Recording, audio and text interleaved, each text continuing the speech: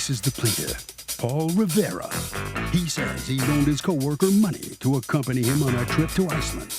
And when they got back, he left his job and is now ignoring his requests for payment.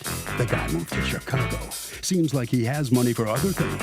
He refuses to be taken advantage of and is suing him for the $2,232 he's owed. This is the defendant, Joshua Kozma. He says he was in a bad place last year, and the plaintiff invited him on a trip to Iceland and said he would pay for it. After they got back, the guy starts badgering him to pay him back for their trip. Huh? This was a gift to help a friend in need, and he has no idea why he's being sued for this gift, and knows he owes the plaintiff nothing. He's accused of defriending a friend.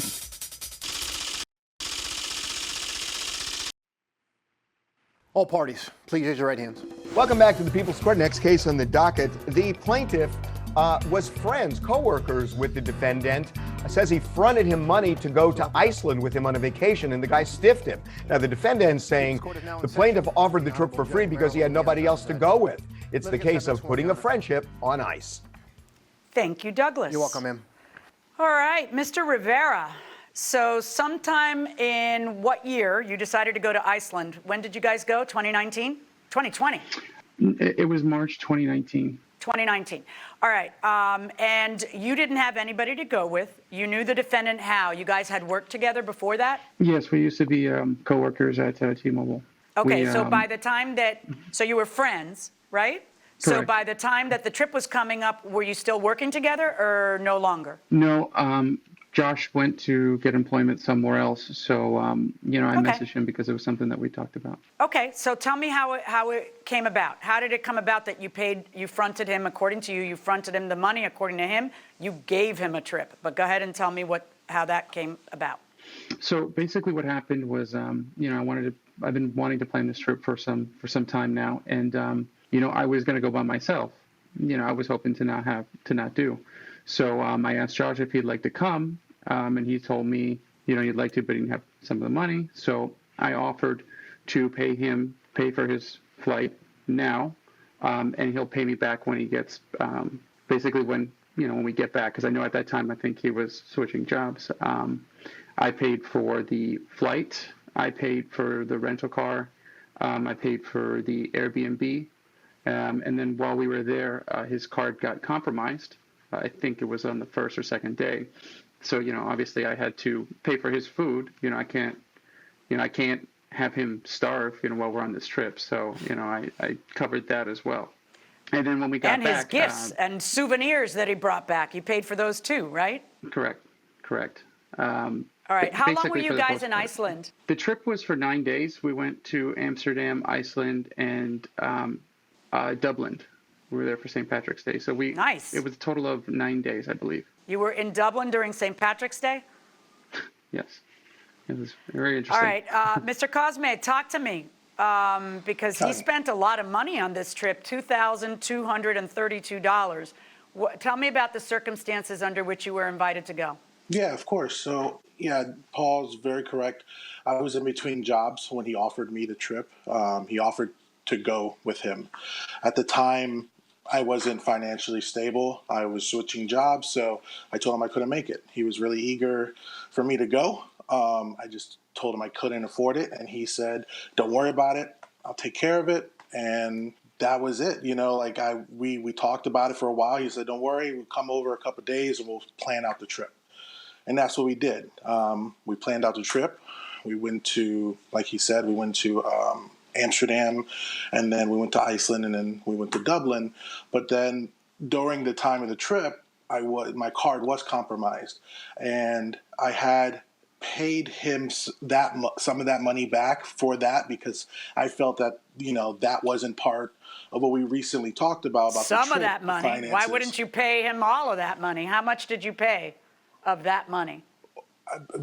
I believe it was $500 I have gave him from the amount where did he give you $500, Mr. Rivera? So he gave me $500, but he owed me $500 as well before the trip for money I let him borrow that was completely unrelated for Iceland. So he basically paid me back the money that he owes me that had nothing to do with the trip or any of the money. What for had the you trip. loaned him $500 for before Iceland? What had you loaned him money for? It's been a little bit, so I don't remember exactly. I know that he needed some of the help, some money for some Mr. help. Cosme, he's saying that that's a loan that he made to you well before Iceland. Well, what he's suing me for is separate. I gave him 500. He wasn't suing me with the 500 on top of that. He was suing me All right. with the So 500 he's suing you for deducted. $2,232 because he says that you ain't his boo and that you are supposed to pay him back. So if you want to persuade me that because I got a lot of good friends, I got to tell you, Mr. Cosme, and not a one of them is trying to drop $2,200 on me for a trip. Not one. So can you explain to me why it is that Mr. Rivera would have gifted you $2,200? Persuade me. Well, like I said, in the beginning, when he invited me on this trip, I made it very clear to him that I couldn't afford it. And he was very adamant of having me go with him. And when I told him I couldn't afford it, my acknowledgement to what we talked about was, don't worry, I'll take care of it. I'll pay for the flights. I'll pay for the Airbnb and also the car rental. Food and things like that was going to be on my I don't doubt that because he says that he said he'd front it for you. But are you telling me that he never said, and you'll have to pay me back? Well, those words were never spoken. No, it was. Were you under the impression that you had to pay him back? Not to my knowledge, no. But throughout time, so it's just a pure gift for you. Well, have you in other Paul's times where he's fronted person. money to you? He seems like a very generous person, and he seems like somebody who really wanted you to go with him on this trip. By the way, did you guys have fun on the trip? Yeah. But he also seems like but he also seems like somebody who was very clear that, you're supposed to pay him back. And I'm looking at evidence that was sent to me by the plaintiff now. And let's take a look at it. There's text between you guys. All right. And he says, hey, here's the money you owe me. And your response is, okay, got it.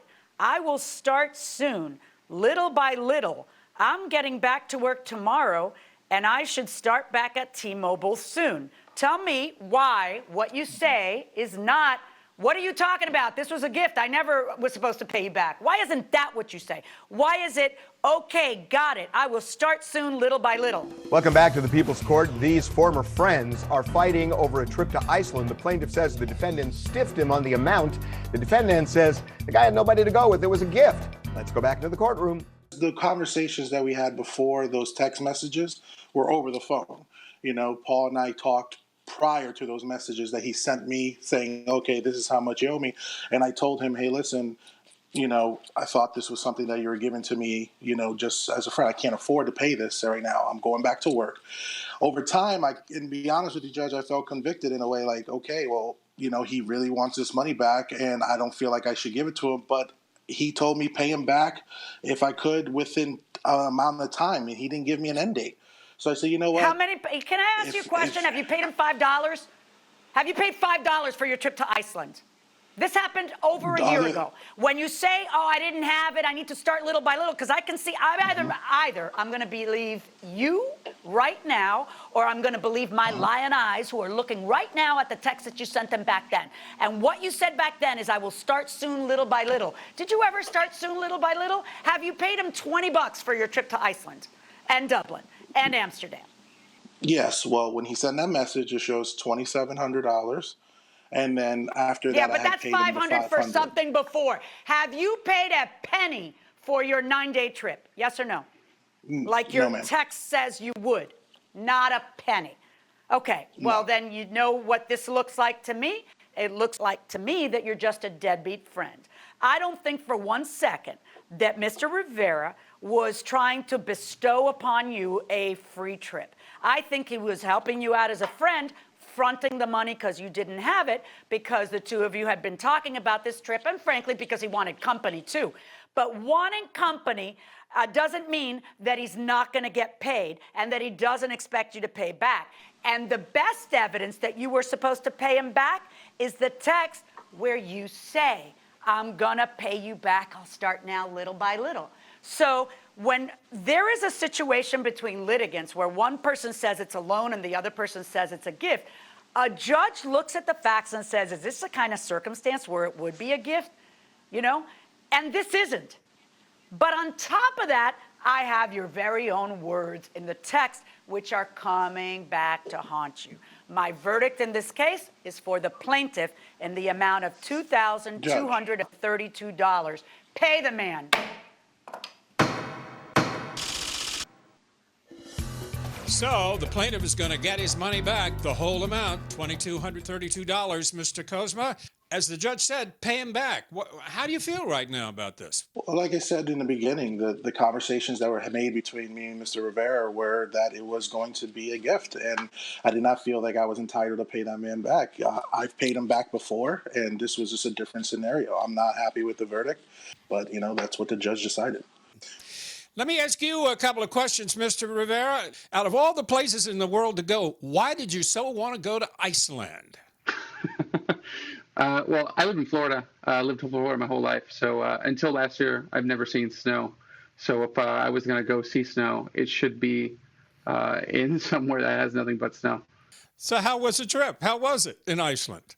Did you see snow? Oh, we had a blast. We We drove through blizzards. We were frozen. But, you know, at the end of the day, first time you see it, it's magnificent. And the fact that I don't have to live there is even better. Finally, how's your friendship going with Mr. Kozma now? What happened? I haven't really spoken to him, to be honest with you. The whole thing kind of left a bad taste in my mouth. You know, I'm currently now married. So, you know, the fact that I could have brought my wife to this trip instead of, you know, I brought Josh and now he doesn't even want to pay me back a dime. It just left a very poor taste in my mouth. Wow. What a story. You should have taken your wife. No kidding. We weren't married. Oh, well, at the time. thank you very much. Congratulations. Okay. That'll do it for this case. Now, let's have another session of After the Verdict. Is there a worse time for your credit card to go south on you other than In Iceland? in Iceland? A long way from home. Has that ever happened to you? Yeah, it's almost like you have to, if you're going to leave town, your credit card company is your mother, and you need to let them know that you're leaving town, or they'll end up canceling it on you. But he may have had money problems because we know he didn't even have the money for that trip. But that's what makes it even more galling that, you know, it's not just that he won't pay back the trip. He won't even pay back his own food from the trip. Right. He didn't pay a penny for anything. So it's really quite unnerving. And then the plaintiff himself just got married recently and was hitting up the defendant, you know, listen, I need the money for my honeymoon, and nothing. Silence roared, crickets. Right, and it seemed like there was one text message in particular that really kind of just turned it over for you when somebody says, yeah, I'm going to start paying you back. Yeah, that usually means because you're supposed to. Right. But friends don't usually buy trips for friends. They usually expect, they might front it, but they usually expect to get paid back. Absolutely. But God, there's no better gift than when you're in a situation like that and somebody says, I got you covered. And all of a sudden, and then they got you covered, and then 18 months later, he still won't even pay him back for that stuff, which is kind of galling, you know? Yeah, he really didn't have a right to be indignant about that.